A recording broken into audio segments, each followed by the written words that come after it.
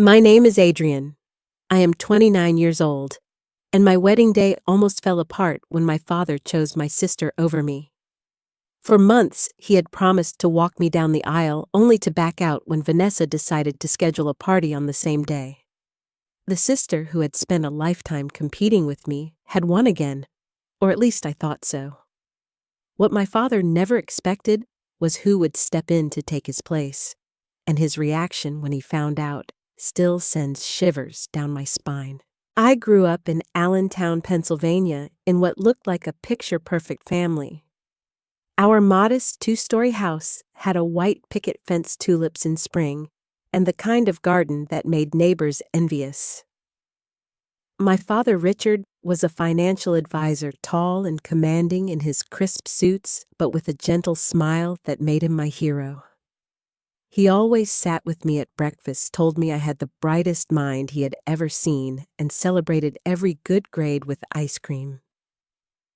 My mother, Eleanor, worked part-time as a nurse, always patient and warm, filling our home with cookies, love, and calm energy that balanced Dad's seriousness. But everything changed when I was 12. Mom fell ill with stage 4 pancreatic cancer, and within months, she was gone. The loss hollowed out our family.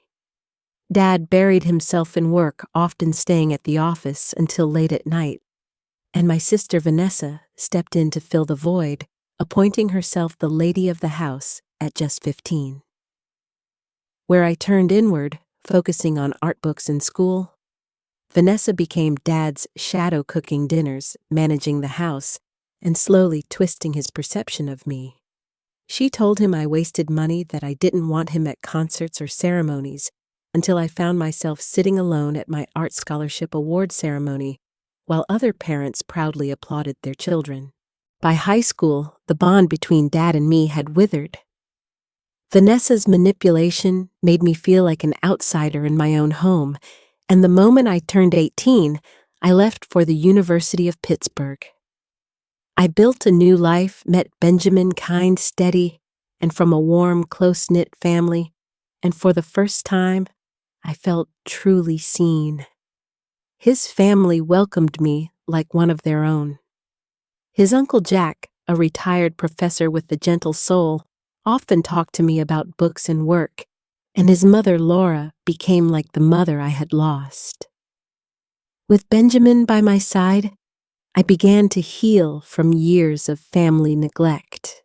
When he proposed 5 years later with a vintage sapphire ring, my heart soared. We began planning a June wedding in Philadelphia, and though I dreaded telling my father, I asked him if he would walk me down the aisle.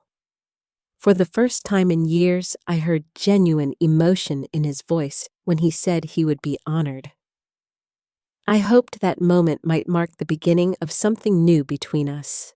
But then Vanessa announced her so-called career celebration, scheduled deliberately on the same day as my wedding. She brushed it off as coincidence, claiming Dad could attend both, though her event was hours away, and overlapped with my ceremony. When I confronted Dad, he insisted he could manage both. Yet as weeks passed, his excuses piled up until 2 weeks before the wedding, he told me outright he would attend Vanessa's party instead. My father, who had once been my hero, was choosing her again. I cried until Benjamin found me, and his mother later told me something that gave me strength. Your father is making a choice he will regret, but this is your day, and you must not let anyone steal it from you. Her words stuck with me. The question was, if my father would not walk me down the aisle, who would? Jack, Benjamin's uncle, was the last person I expected to play a role in solving that dilemma. He called me after hearing what had happened, sharing how his own father had refused to attend his college graduation because he had chosen literature over business. Later, Laura revealed that when she married Benjamin's father, Jack had walked her down the aisle because her own father disapproved of her second marriage. Family is about who shows up, she told me softly. Her story planted a seed in my heart. When I finally asked Jack if he would do the same for me, he looked stunned, tears forming in his eyes before he said yes. It would be one of the greatest honors of my life. That moment lifted the crushing weight I had carried for weeks. For the first time since Dad abandoned me, I felt peace. 3 days before the wedding, I told my father that Jack would walk me down the aisle. He dismissed it coldly, saying, "Well, someone has to do it if I can't be there on time." The sting of his indifference cut deep, but it also confirmed I had made the right choice. The night before the wedding, Jack stood and toasted us at the rehearsal dinner. His words brought tears to many eyes. True love is not just about finding the right person, but about creating a family of choice that supports and celebrates you. Hearing those words from the man who had agreed to take my father's place filled me with gratitude. Meanwhile, I discovered Vanessa's career party was nothing more than a dozen friends gathered in her apartment. No promotion, no firm recognition, just a petty act of sabotage. Strangely, instead of breaking me, that realization gave me clarity. Her jealousy was real, but so was my strength to move past it. On the morning of my wedding, my father sent me a text. "Good luck today. Vanessa's event starts at 11:00 a.m. If it wraps up early, I might make the reception by 7 or 8 p.m. Save me some cake. Not a word of love, not a word of pride, just a reminder of where I ranked." At noon, Jack arrived in his tuxedo with a small gift. Inside was his mother's vintage lace handkerchief embroidered with tiny blue flowers. "Something old, something blue," he said gently.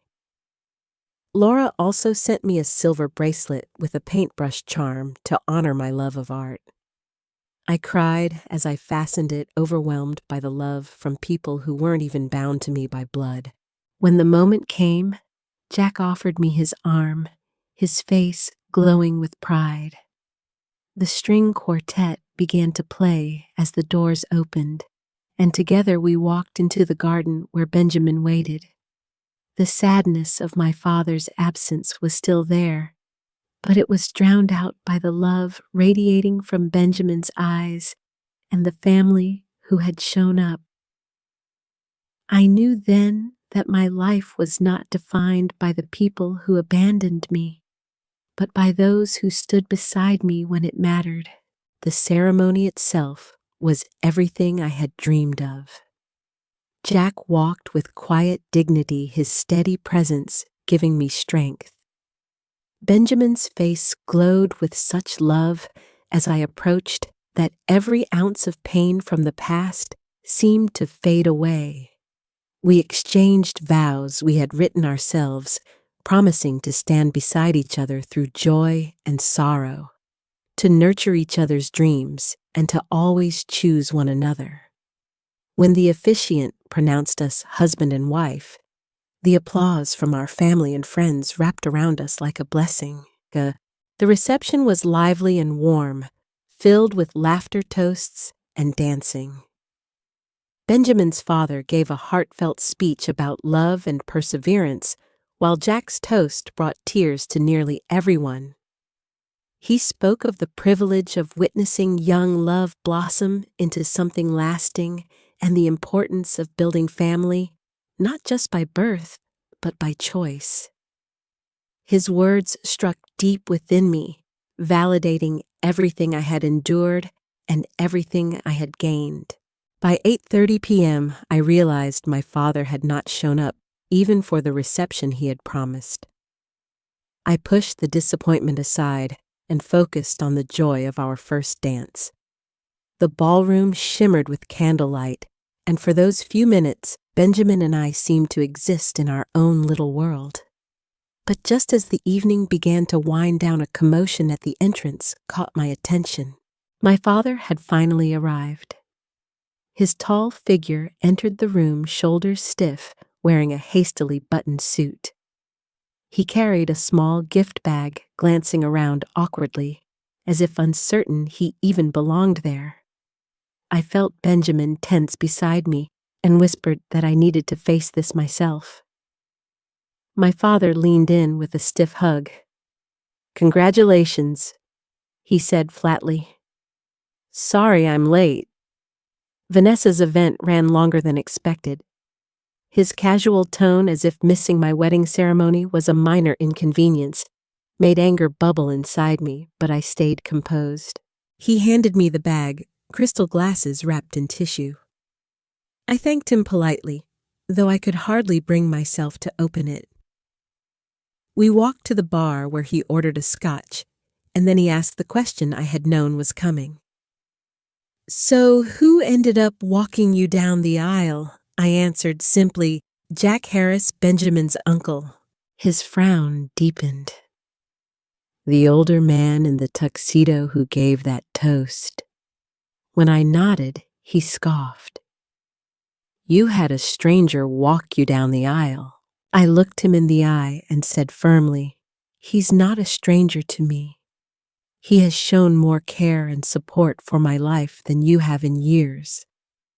My words seemed to stun him, his face flushing with anger. "That's not fair," he protested. "I've always supported you." My voice shook as years of hurt spilled out. "You missed my art scholarship ceremony because Vanessa told you I didn't want you there. You forgot my graduation dinner until Benjamin's parents reminded you. And now you skipped my wedding ceremony for Vanessa's fake party." He blinked, confused. "Fake party? What are you talking about?" Just then, my cousin Thomas approached. He had stopped at Vanessa's gathering earlier and now revealed the truth.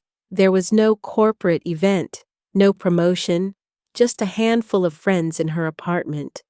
He even showed us Vanessa's messages, where she admitted scheduling the party specifically to force Dad to choose between us. The color drained from my father's face as he read the texts. This can't be true," he muttered. "Vanessa wouldn't do this." But Thomas insisted, and I added quietly, "She's been doing this for years, Dad. Feeding you lies about me while making sure I felt invisible." My father looked stricken, murmuring that Vanessa had told him I didn't really want him at my wedding, that asking him to walk me down the aisle was just an obligation. The pain in my voice was unmistakable when I said, "That's not true. I wanted you there more than anything." At that moment, Jack joined us, calm but firm, introducing himself politely. My father ignored his hand, glaring. "So, you replaced me with him?" "Some random old man," Jack's response was steady. "Being a father means showing up not just when it's convenient, but when it matters most." His words struck my father like a physical blow.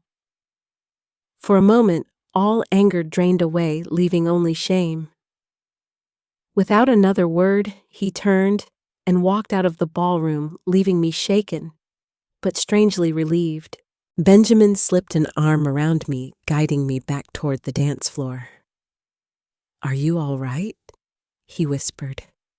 I nodded, though tears stung my eyes. I just wish he had seen the truth sooner. Jack stayed close, his presence quiet but steady, reminding me that family isn't defined by blood, but by those who choose to stand beside you. The rest of the evening felt surreal. Despite the confrontation, I forced myself to focus on the joy around me. Guests laughed and danced, sparklers flickered outside, and Benjamin never let go of my hand. Yet my mind kept drifting to my father's pale face as he walked out. Part of me burned with anger at his blindness, but another part ached with grief for what could have been if only he had chosen differently. Benjamin and I left under a tunnel of sparklers, surrounded by cheers and laughter. As our car pulled away into the night, I felt an unexpected sense of peace. For the first time in years, the truth about Vanessa's manipulations was out in the open. Whatever happened next, there would be no more illusions. Our honeymoon in Greece gave me space to breathe. For 2 weeks, we explored ancient ruins by day and dined by the Mediterranean at night. I shut off notifications, determined to protect our joy. But when we returned home, reality was waiting. 5 voicemails from my father filled my inbox. At first, his voice was defensive, insisting Vanessa had misunderstood. Then, one by one, the messages grew more desperate, more apologetic, until the last nearly broke me. "Adrian," he said, his voice raw. "I confronted Vanessa after the wedding. At first, she denied everything, but when I pressed her, she admitted it. She has been manipulating us for years, telling me you didn't want me in your life while convincing you I was too busy for you. I can't believe I was so blind. Missing your wedding was unforgivable. I don't deserve another chance, but I hope one day you'll let me make things right." I listened in silence, Benjamin's hand wrapped around mine. Vanessa, meanwhile, sent nothing but a curt email claiming she was taking time away from family drama and leaving for Florida. It was the final confirmation I needed. She had never cared about reconciliation, only control. At first, I didn't respond to my father. I needed time to think, to weigh whether I even wanted him back in my life.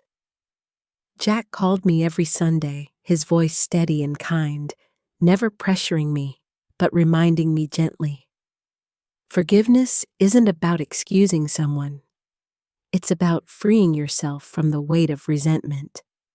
Whatever you decide, let it bring you peace. His wisdom helped me breathe easier, reminding me that my choices were mine alone. A month later, I agreed to meet my father at a cafe halfway between Allentown and Philadelphia.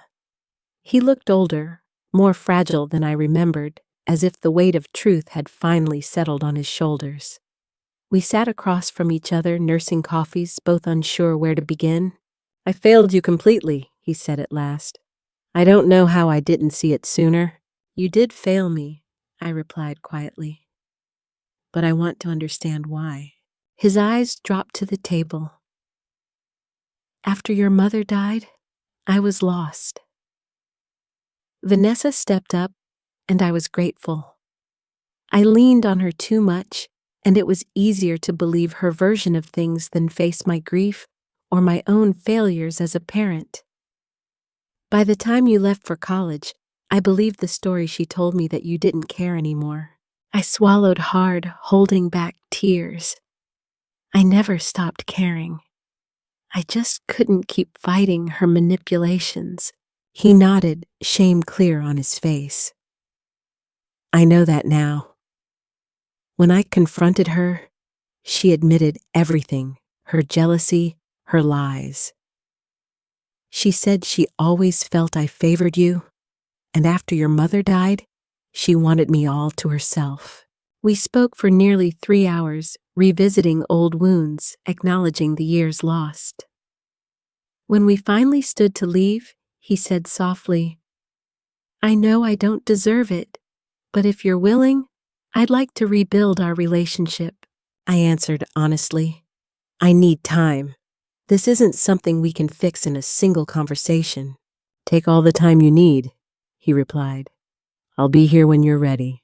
It was not forgiveness yet, but it was a start. Over the following weeks, small steps followed phone calls, occasional visits, a cautious attempt at rebuilding trust. I introduced him to Benjamin's family, including Jack. Their first meeting was awkward, my father still haunted by the fact that Jack had filled his place at my wedding, but slowly he began to show genuine effort. One evening, I overheard him telling Jack, "Walking her down the aisle should have been my privilege, Thank you for doing it with honor when I failed. Jack's quiet reply stayed with me. Being there when it matters most is what defines family. Those words became a touchstone for me in the months that followed. Time began to smooth the jagged edges of my grief. With each passing week, I found myself less angry and more reflective. Reconciliation with my father was tentative, fragile, but undeniably real. We spoke weekly, and slowly the distance between us lessened. He asked questions about my work, about Benjamin, about the life I had built. For the first time in years, he seemed to be listening rather than assuming. 3 months after the wedding, he invited Benjamin's family to dinner at his home. I was nervous, unsure how he and Jack would navigate being under the same roof after the tension of the reception. But to my surprise, the evening went more smoothly than I expected. The food was simple but good, and the atmosphere cautious yet civil. I excused myself after dinner and returned to find the two men sitting in the living room deep in conversation. "I want to thank you," my father was saying. "Walking Adrian down the aisle should have been my role, but you did it with honor, and for that, I am grateful." Jack nodded thoughtfully. "She is remarkable, Richard. You should be very proud of who she has become, largely through her own strength, but also through the values you and Eleanor instilled in her." My father's eyes softened, the usual defensiveness gone. "I am proud. I just wish I had been present enough to see it happen in real time." Their exchange gave me hope that perhaps the fractured pieces of my family might be stitched together, not perfectly, but enough to move forward. Vanessa remained distant, sending only occasional impersonal texts or holiday cards, never addressing what she had done. I accepted that she might never change, and that was her choice. What mattered was that I no longer felt shackled by her manipulations. 6 months after the wedding, Benjamin and I hosted our first Thanksgiving as a married couple. Our dining table, small but overflowing with food, was surrounded by Benjamin's family, my father, cousin Thomas, and a few close friends. Vanessa had been invited, but declined without explanation. As we went around the table sharing what we were thankful for, my father's voice broke when he said, "I am thankful for second chances, and for a daughter whose capacity for forgiveness humbles me every day." When it was Jack's turn, he raised his glass and said, "I am thankful for the reminder that family is created through love and choice, not just biology. And I am especially thankful to have gained another niece in Adrian, whose courage and grace inspire me." His words filled the room with warmth, and I felt a deep sense of belonging that I had rarely felt as a child. On our 1-year anniversary, Benjamin and I held a small dinner party. Jack stood once more to give a toast, and his words became etched in my memory. 1 year ago, I had the privilege of walking Adrian down the aisle to marry the man she loves. What began as a response to absence has become one of the greatest gifts of my life, the chance to be part of her journey. May your marriage continue to grow in strength and joy, and may you always remember that true family is made of those who choose to love you even when it's difficult. The room erupted in applause, and I realized tears were streaming down my face. In that moment, I understood that the absence of my father on my wedding day had led to a presence far more meaningful. Jack had stepped in with grace, and in doing so, he had opened the door for my father to finally confront the truth and seek reconciliation. Life rarely gives us neat, perfect endings. Vanessa remained estranged. My father and I were still rebuilding, but I was surrounded by love, real chosen love from Benjamin and his family. I had found my tribe, and that was enough. As I reflect on everything I know now, that forgiveness does not mean forgetting or excusing what was done. It means releasing the burden of resentment and protecting your heart while leaving room for growth and change.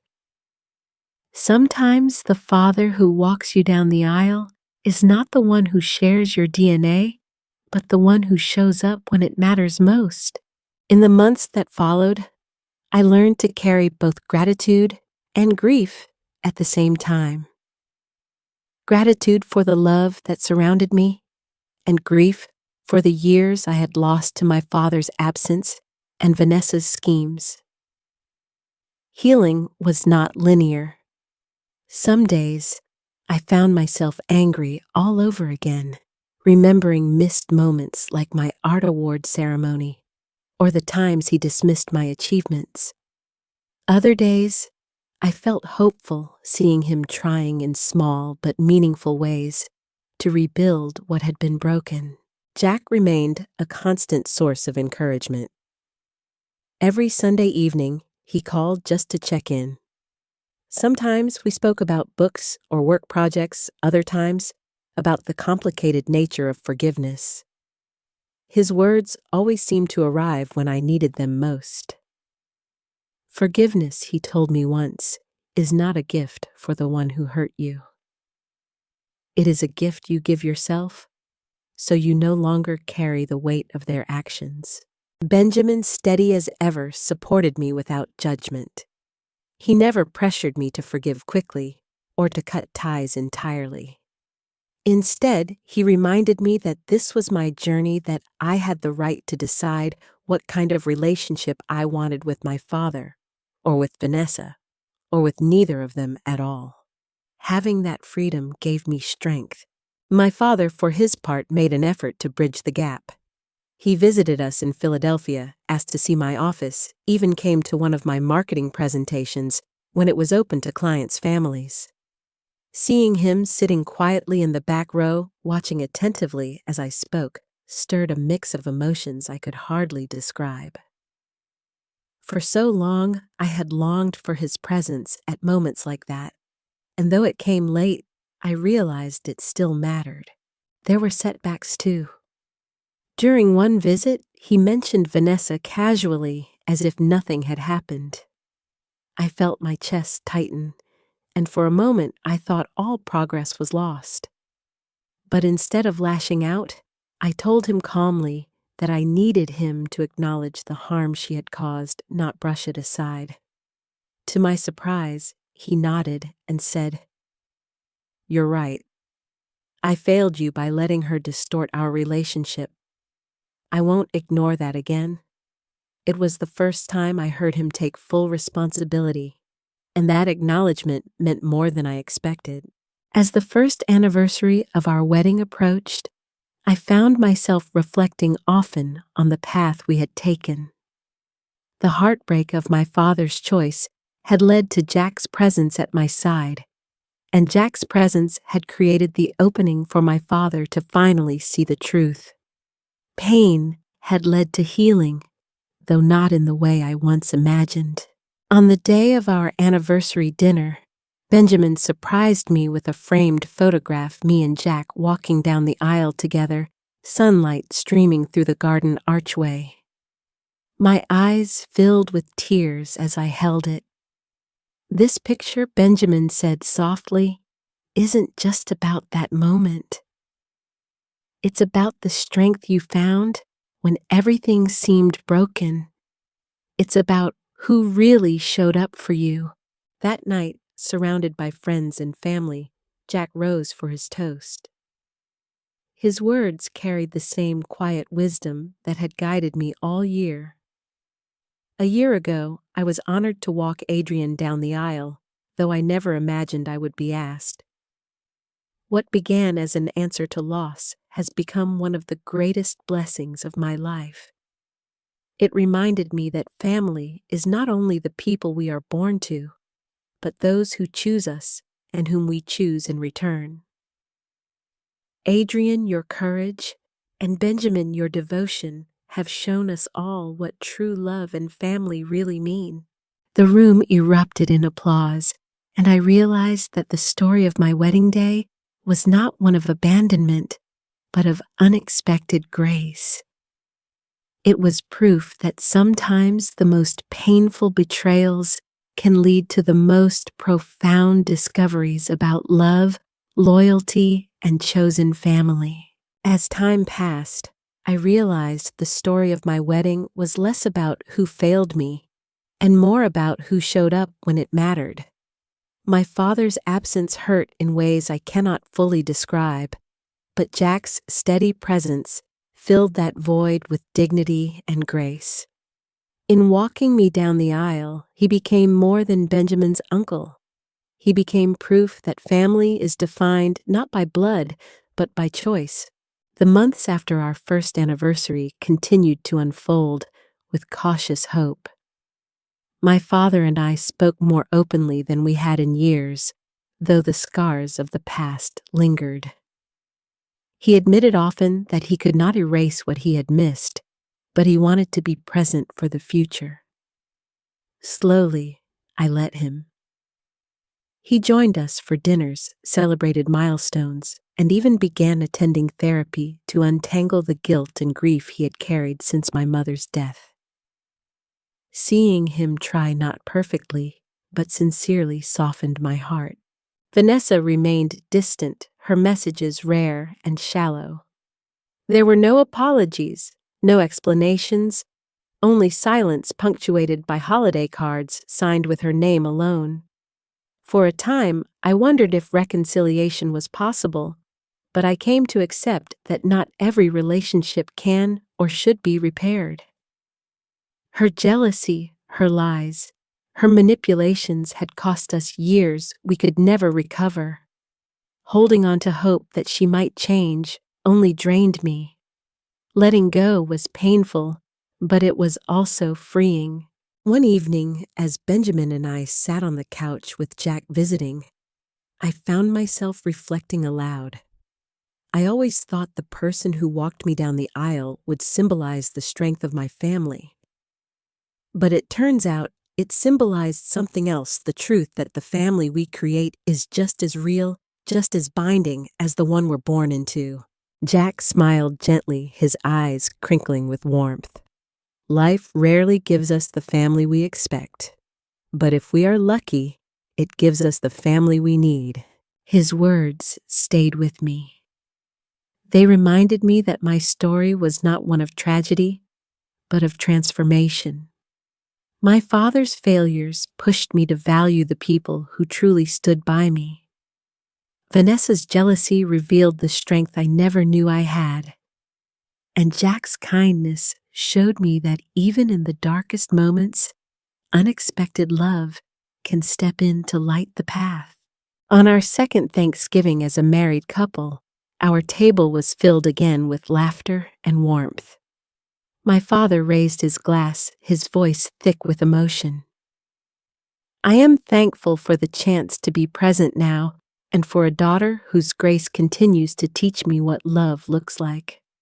Then Jack raised his own glass, his words simple but profound. I am thankful for Adrian and Benjamin, and for the reminder that family is created by the people who choose to show up for each other. In that moment, surrounded by both the family I was born into and the family I had chosen, I felt whole. Not perfect, not without scars, but whole. Looking back, I understand now that the absence of my father on my wedding day was not the end of my story. It was the turning point. It forced me to see the truth about my sister, to stop clinging to the hope that she would ever treat me differently, and to open my heart to those who genuinely loved me. Pain became the doorway to peace. Loss became the reason I learned to value presence, If you take anything from my story, let it be this: the people who truly love you will show up not just for the big moments, but for the ordinary ones too. Sometimes that person shares your DNA, and sometimes they don't. What matters is not who stands beside you on one day, but who stands beside you every day. So I ask you, have you ever had someone unexpected step up for you when family let you down? Or have you been the one to step in when someone needed you most? Share your story in the comments. And if this journey touched your heart, please like this video. Share it with someone who might need the reminder, and subscribe for more real stories of family forgiveness and finding strength in unexpected places. Your engagement helps us bring these stories to others who may need them. Thank you for listening, and may you find your own tribe, the people who choose you every single day.